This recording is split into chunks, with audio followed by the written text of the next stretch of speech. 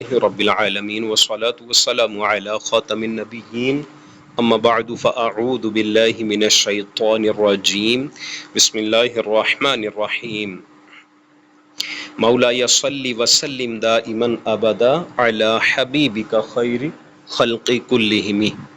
عزیز طلبہ کرام، عاشقان رسول، ادارہ معرفت الاسلام کے زیر انتظام نصاب اصول حدیث کا جو ہمارا سلیبس ہے وہ جاری و ساری ہے، اور آج انشاءاللہ الکریم ہم اس کا جو سبق پڑھیں گے، چونکہ اس کے اپنے اسباق تو مکمل ہو چکے ہیں، اب اس فن سے متعلقہ کچھ چیزیں انشاءاللہ ہم پڑھنے کی سعادت حاصل کریں گے۔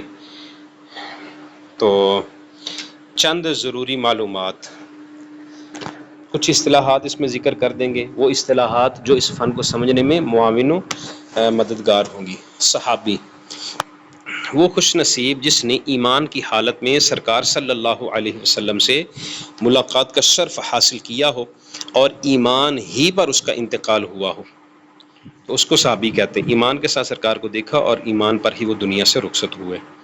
صحابہ کی تعداد کتنی ہے، اس حوالے سے صحابہ کرام علیہم رضوان کی تعداد کے بارے میں قطعی طور پر تو کوئی فیصلہ نہیں کیا جا سکتا، لیکن محتاط اندازے کے مطابق ان کی تعداد 1,00,000 سے متجاوز ہے، 1,00,000 سے زائد ہیں۔ افضل ترین صحابہ کرام کون ہیں، یہ بھی یہاں پہ فرماتے ہیں کہ اہل سنت کے نزدیک بالاتفاق افضل ترین صحابہ سیدنا ابو بکر صدیق، حضرت صدیق اکبر، پھر حضرت فاروق اعظم، پھر عثمان غنی، اور پھر مولا علی رضوان اللہ تعالی علیہم اجمعین، علی المرتضی رضوان اللہ تعالی علیہم اجمعین، وکرم اللہ تعالی وجہہ الکریم۔ اور ان کے بعد دیگر عشرہ مبشرہ، یعنی ان 4 ہستیوں کے بعد جو 6 بچتے ہیں، ان 6 کو ملا کے، یہ 4 کو ملا کے تو 10 بنتے، انہیں 10 کو عشرہ مبشرہ کہتے ہیں۔ ان کے علاوہ سعد و سعید، طلحہ، زبیر، حضرت عبد الرحمن بن عوف اور حضرت ابو عبیدہ بن جراح، 6 وہ ہو گئے۔ پھر اصحاب بدر و احد، اور پھر اہل بیت رضوان۔ تو یہ ان کے مقام و مرتبے کی ایک کہہ لیں کہ ترتیب بیان فرمائی گئی ہیں، تو سارے شان و عظمت والے۔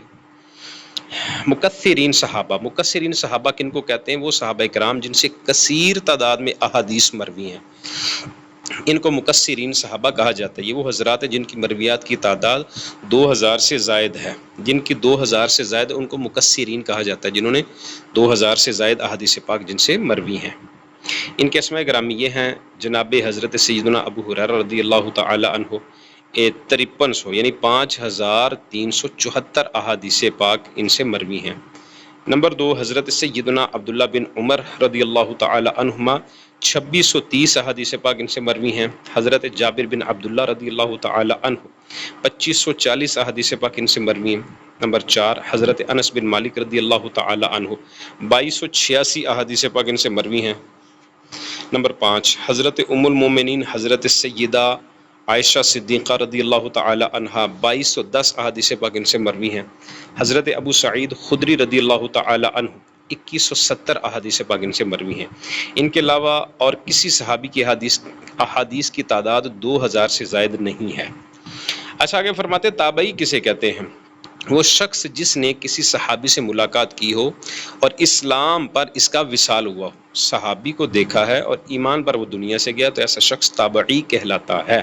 افضل ترین تابعی کون ہیں؟ وہ بتاتے ہیں: نمبر 1، اہل مدینہ میں حضرت سعید بن مسیب ہیں، اہل کوفہ میں حضرت اویس قرنی رضی اللہ عنہ ہیں، اور اہل بصرہ میں حضرت حسن بصری رضی اللہ تعالی عنہم اجمعین۔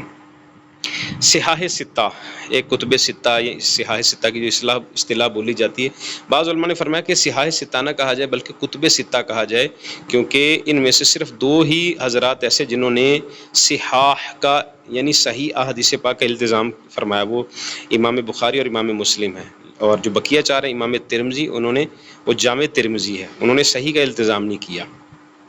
اور آگے سنن ابی داؤد ہے، سنن نسائی ہے، سنن ابن ماجہ ہے، تو وہ سنن ہے، انہوں نے بھی صحیح کا التزام نہیں کیا، اگرچہ ان کے اندر بھی صحیح احادیث پاک موجود ہیں۔ بہر کیا یہ کہ اصطلاح مشہور ہے صحاح ستہ، حدیث کی 6 مستند ترین کتابیں، ان کو صحاح ستہ کہا جاتا ہے۔ نمبر 1 بخاری شریف، نمبر 2 مسلم شریف، نمبر 3 ترمذی شریف، نمبر 4 ابو داؤد شریف، نمبر 5 نسائی شریف، اور نمبر 6 ابن ماجہ شریف۔